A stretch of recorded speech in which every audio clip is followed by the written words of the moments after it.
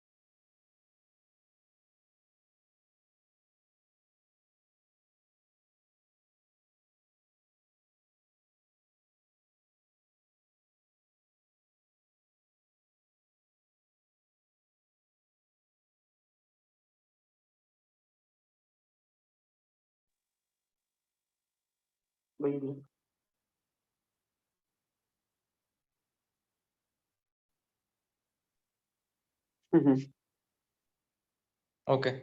Here, next point, notation of simple circular curve. आपल्या प्रत्येक पॉइंटला काय म्हणायचं ते बघायचं, notation of the simple circular curve.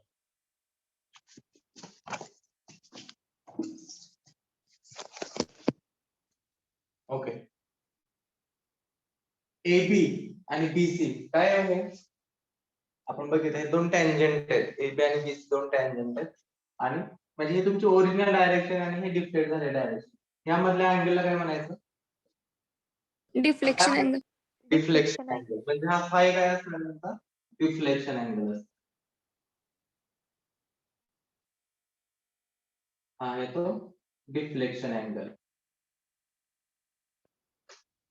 Okay. तर इथं बघा, ही तुमची एक टँजंट झाली, दुसरी टँजंट म्हणजे इंटरसेक्ट झाल्या दोन्ही टँजंट, बरोबर आहे का.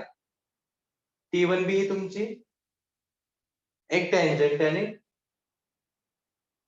T2B एक दुसरी टँजंट आहे, इथे इंटरसेक्ट झाले, त्यामुळे ह्या बी पॉइंटला काय म्हणायचं, इंटरसेक्शन पॉइंट म्हणायचं. बी ला काय म्हणणार तुम्ही, इंटरसेक्शन पॉइंट बी. नेक्स्ट, ह्यामधला जो अँगल आहे त्या अँगलला काय म्हणायचं, इंटरसेक्शन अँगल. आय म्हणजे काय असणार आहे, intersection angle. B is the intersection point, I is the angle of intersection, I is the deflection angle किंवा अँगल ऑफ डिफ्लेक्शन म्हणलं तरी चालेल. नंतर T1B, ओके, T1B ला काय म्हणणार आहे, length of the tangent. T1B काय आहे, लेंथ ऑफ द टँजंट.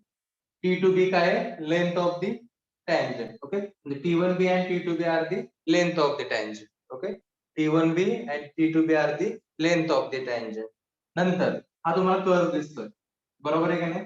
तर T1E T2, T1E T2 length of the curve, T1E T2 length of the curve.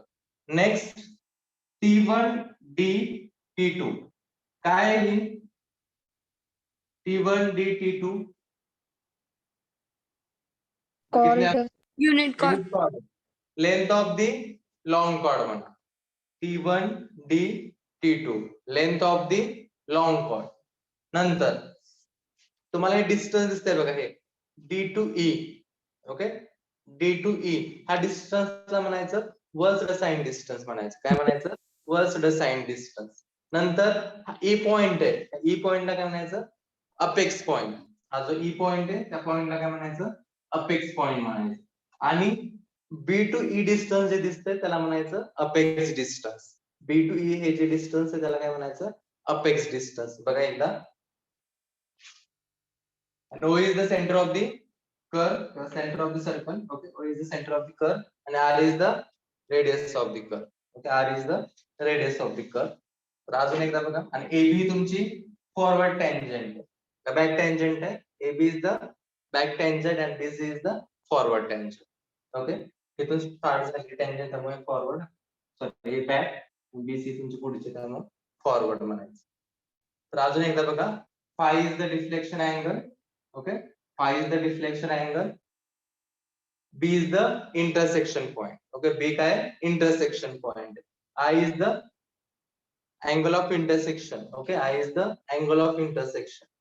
T1B T2B length of the tangent, T1B T2b, length of the tangent. T1d, T2. T1d, T2, length of the long chord.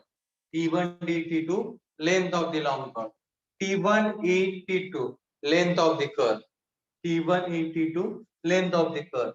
Next, D, कसं distance? Versed assigned distance.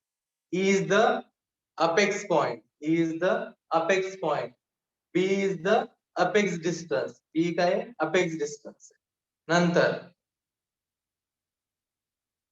R काय आहे? Radius of the curve. O is the center of the curve. AB is the back tangent. back tangent. back tangent and this is the forward tangent. Okay. आणि T1 आणि T2 या पॉइंटला काय म्हणतात? T1 हा काय आहे? कर्वचा स्टार्टिंग पॉइंट आहे. बरोबर आहे का? आणि T2 काय आहे? एंड आहे. कर्वचा स्टार्टिंग पॉइंट T1 आहे आणि T2 काय? End of the curve. T2 पॉइंटला. नोटेशन्स लक्षात राहतील का? नोटेशन्स लक्षात राहतील का? Yes, sir. Yes, sir.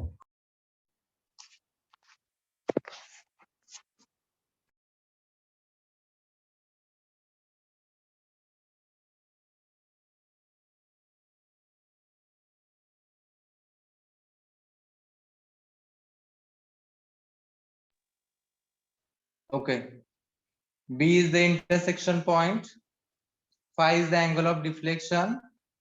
I is the angle of intersection. T1, T2 are the tangent point. R is the radius of the curve. T1b, T2b, length of the tangent. T1d, T2, length of the long chord. T1e, T2, T1e, T2, length of the curve. AB is the back tangent. BC is the forward tangent. Next, D is the versed assigned distance. E is the apex point. B is the apex distance. T1 is the beginning of the curve. T2 is the end of the curve. And O is the center of the curve. Okay.